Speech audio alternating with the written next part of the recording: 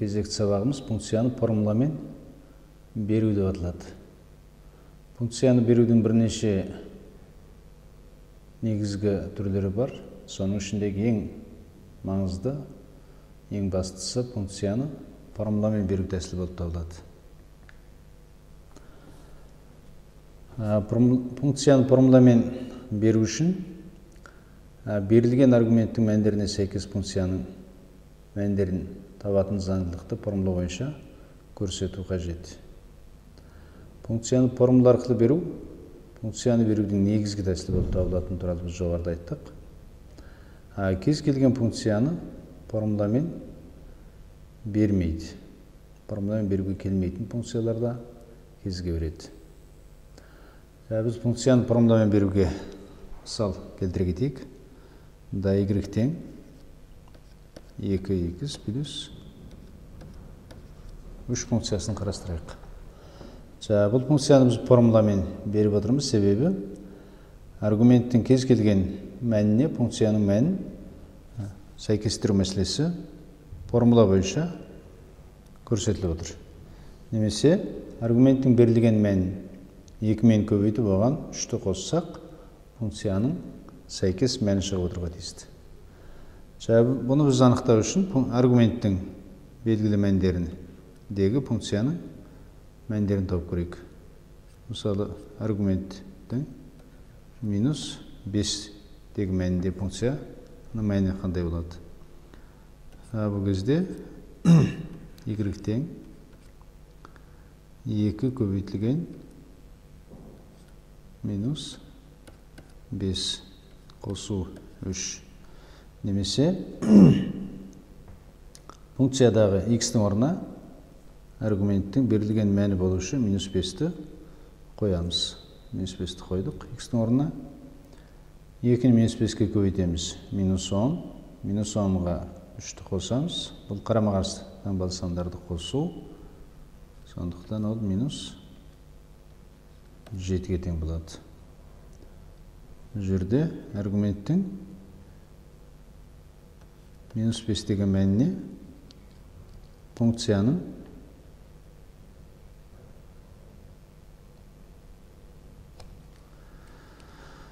немесе y-тің 7-ге тең мәні сәйкес келетін таптық. Сондай-ақ біз x аргументтің 3-ге тең болатын мәнде функцияның мәнін есептеп көрсек, y тең 2 көбейтілген 3 қосу 3, немесе 6 қосу 3, 9.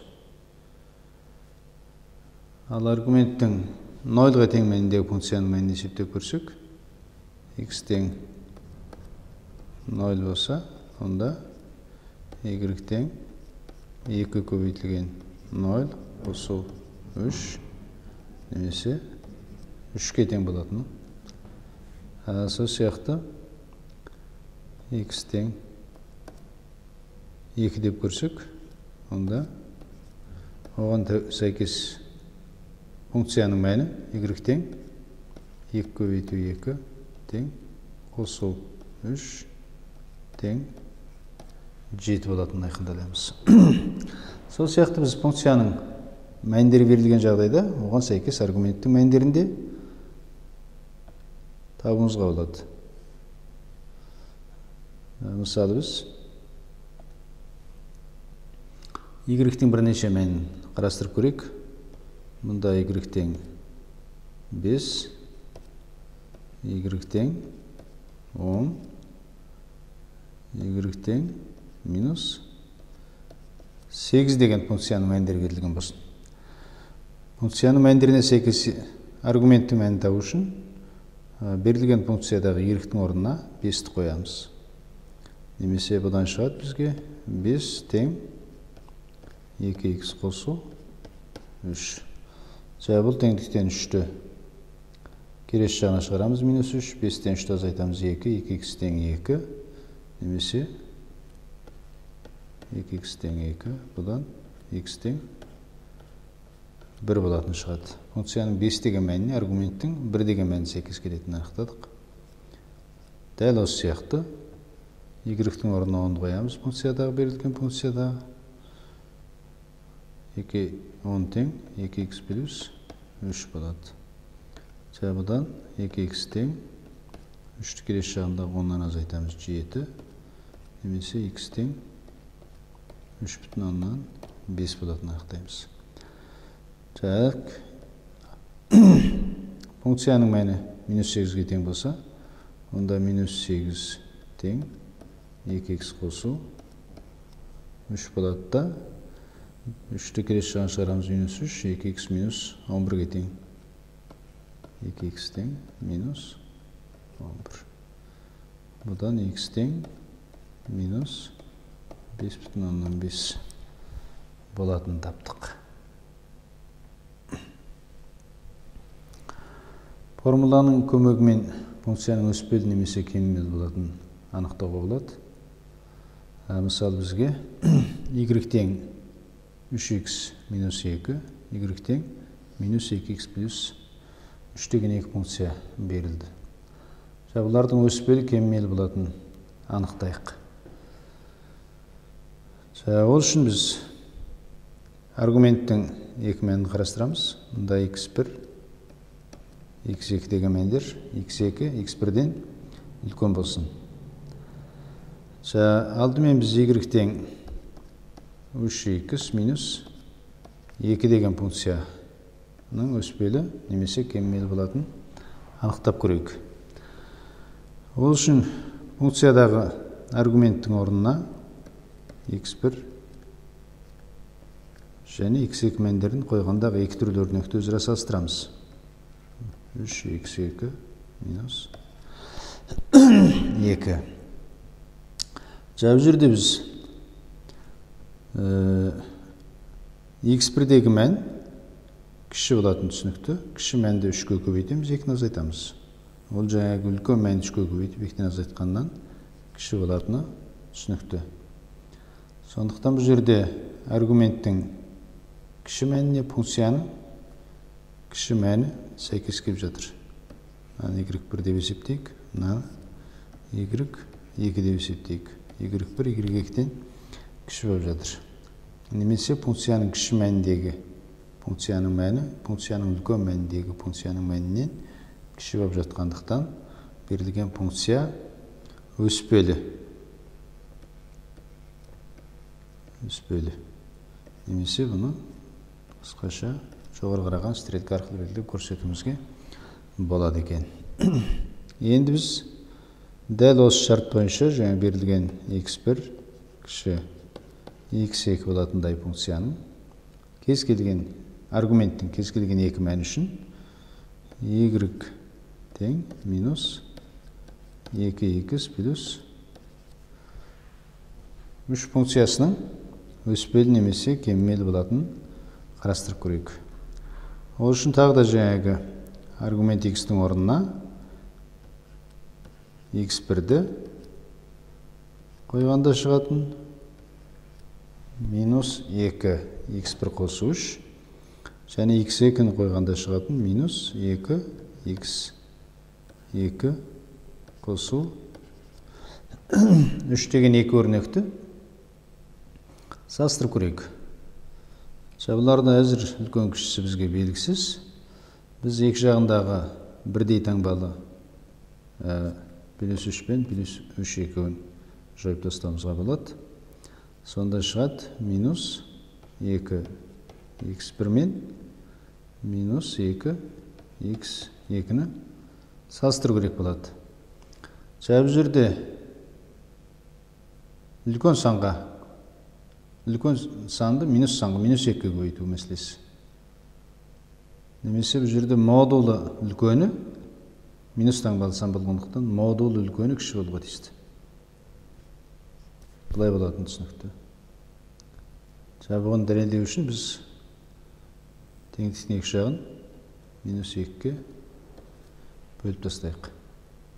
Сол кезде теңсіздіктің екі жағын минус таңбалы санға бөлгенде теңсіздік таңбасы қарама-қарсы өзгеретін заңдылық бойынша x1, x2. Немесе бұл нәтиже берілген нәтижені айқындап отырғандықтан Бізде теңсіздік былай болатын түсінікті. Олай болса мына жерде де, мұнда да біз былай осы теңсіздікті қарастырамыз. Бұл жерде функцияның кіші мәніне сәйкес келетін, аргументтің кіші мәніне сәйкес келетін функцияның мәні, аргументтің үлкен мәніне сәйкес келетін функцияның мәнінен үлкен болатыны көрініп отыр. Немесе бұл функция кеммейлі функция болатыны айқындалып жатыр. Кеммейлі немесе стрелка төмен қараған.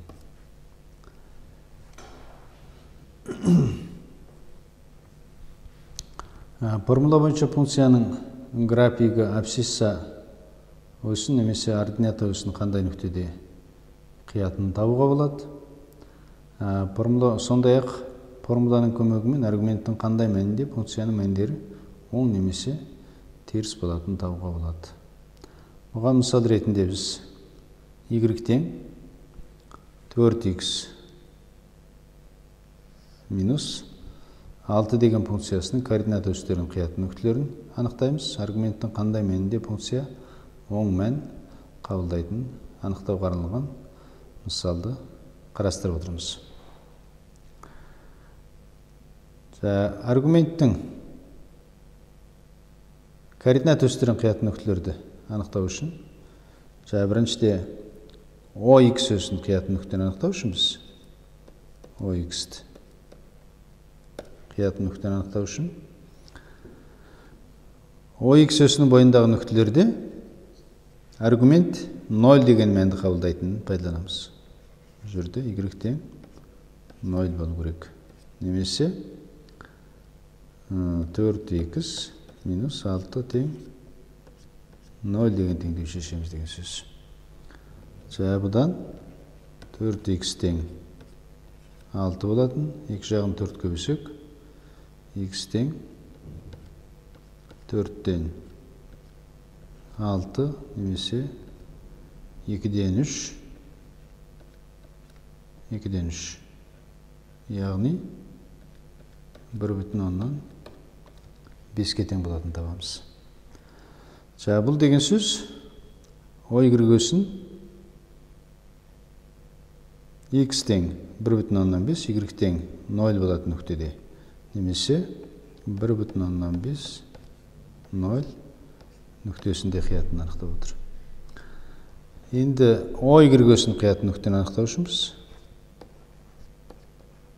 y-ті қиятын нүктені анықтау үшін ордината осінің бойындағы нүктелердің абсциссасы 0-ға тең болатын пайдалануымыз керек. Жерде берілген функцияға x тең 0 десек, y тең 0 минус 6, немесе y тең минус 6 деген мәнді қабылдайды екен. Немесе y-ті қиятын нүкте 0 және минус 6 деген координаталы нүкте болатынын анықтадық. Енді аргументтің қандай мәнінде функция оң мәнді қабылдайды? Ол үшін функцияның мәні оң болу керек, немесе y 0-дан үлкен деген шартты қанағаттандыратын нүктелерді қоямыз. Y 0-дан үлкен болу дегеніміз y-ті беретін 4x минус 6 өрнегінің мәні 0-дан үлкен болады деген сөз. Бұдан біз 4x 6-дан үлкен болу керек, немесе x үлкен болу керек 1,5-тен. Бұны интервал түрінде жазсақ 1,5 плюс шексіздік аралығында функция оң мәнді қабылдайды. Немесе y 0-дан үлкен деген шартты қанағаттандырады дегенді анықтадық. Жаттығу есептерін қарастырайық. Y тең 7x плюс 1 және y тең 7x минус 4 функцияларының өспелі екенін дәлелдеңдер дейді. Дәлелдеу есебі берілген бізге. Ол үшін жоғарыда келтіргеніміздей біз өткен сабақтарда атап өткендей аргументтің кез келген бір-бірінен үлкен болатын екі мәнін қарастырамыз. x1 кіші мән, x2 үлкен мән болсын. Осы мәндегі функцияның мәндерін алып көреміз. Мұнда 7x1 плюс 1 деген өрнекпен 7x2 плюс 1 деген өрнек салыстырамыз.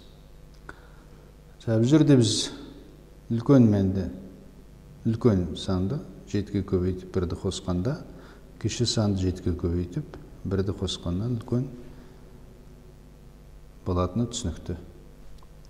Бұл дегеніміз 7x плюс x1 дегеніміз функцияның y1 мәні, 7x2 плюс 1 дегеніміз функцияның y2 деген мәні десек, y1 y2-ден кіші болатыны түсінікті. Немесе функцияның үлкен мәніне, аргументтің үлкен мәніне функцияның үлкен мәні сәйкес келіп жатыр. Сол сияқты аргументтің кіші мәніне функцияның кіші мәні сәйкес келіп жатыр. Сондықтан бұл функция өспелі функция болатынын біз анықтадық. Енді осы істегенімізді 7x минус 4 функциясы үшінде істейтін болсақ, 7x1 минус 4, 7x2 минус 4 деген өрнектерді бір-бірімен салыстыруға тура келеді. Онда теңсіздік орындалатынын айтып тұрса да түсінікті болып тұр. Бұны біз дәлелдеп көрсетейік. Дәлелдегенде теңдіктің екі жағына біз бірдей санды қосайық. Бірдей санды қосып жіберейік. Сол кезде қандай нәтиже аламыз дегенде 7x1 кіші 7x2 деген мәнді аламыз. Ары қарай тағы да теңдіктің екі жағын бірдей санға, 10 санға бөлейік. Теңсіздіктің екі жағын 10 санға бөлгенде теңсіздік таңбасы қалпынша болады. Бұдан шығады бізге x1 кіші x2. Бұл жерде мынау дегеніміз y1, мынау y2. Немесе функцияның үлкен мәні. Функцияның үлкен мәніне аргументтің үлкен мәні сәйкес келіп жатыр. Мынадан екеуін салыстырып қараймыз. Бұл екеуі бір-бірінен шығып жатқандықтан функцияның үлкен мәні аргументтің үлкен мәні сәйкес келіп жатыр. Немесе функция өспелі болатынын дәлелдедік. Екінші жаттығу. y-тен минус 7x плюс 2 және y-тен минус 7x минус 2 функциялар кеммел болатынын дәлелдеңіздер дейді.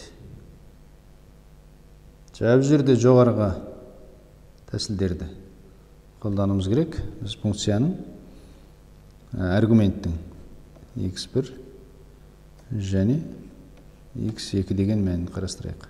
Мұндағы x1 кіші x2-ден болсын.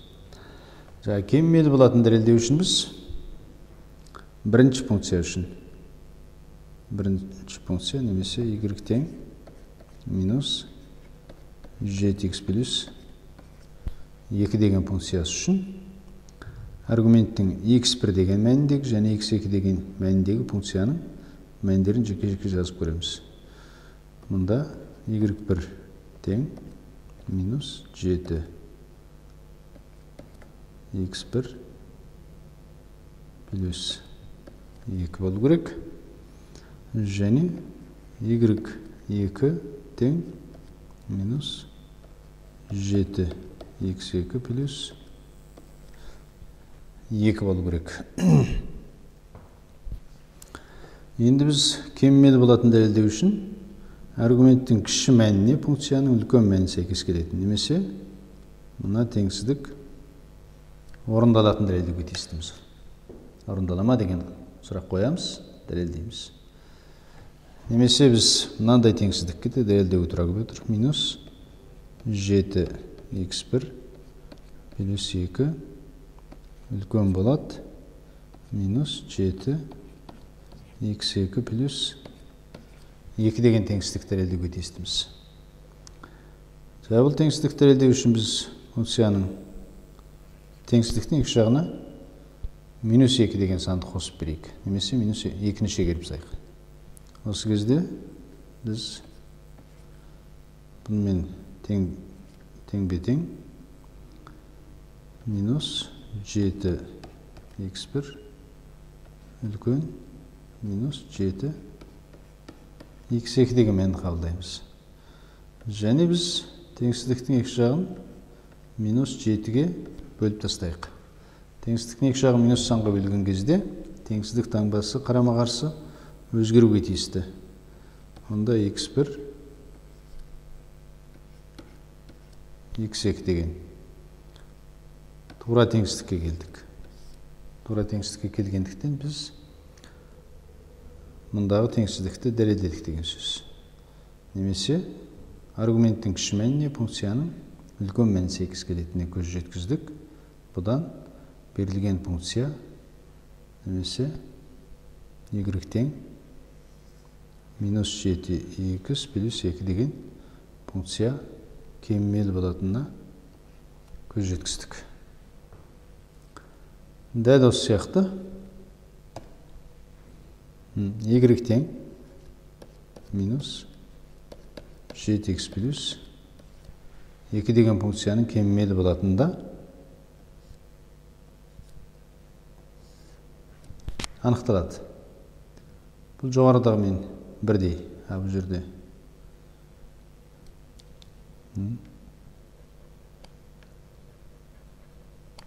минус 2 деген функция. Бұл функциялар неге кеммелі болады десек біз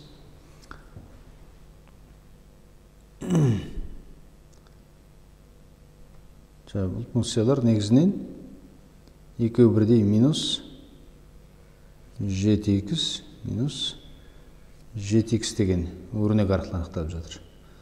Бұл жерде бос мүше біреуінде плюс 2, біреуінде минус 2.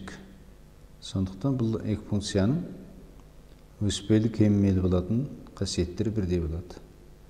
Әуелінде бұл екі функция сызықты функция тұрғысынан алып қарайтын болсақ, графиктер түзу және параллель түзулер болады. Параллель түзулер.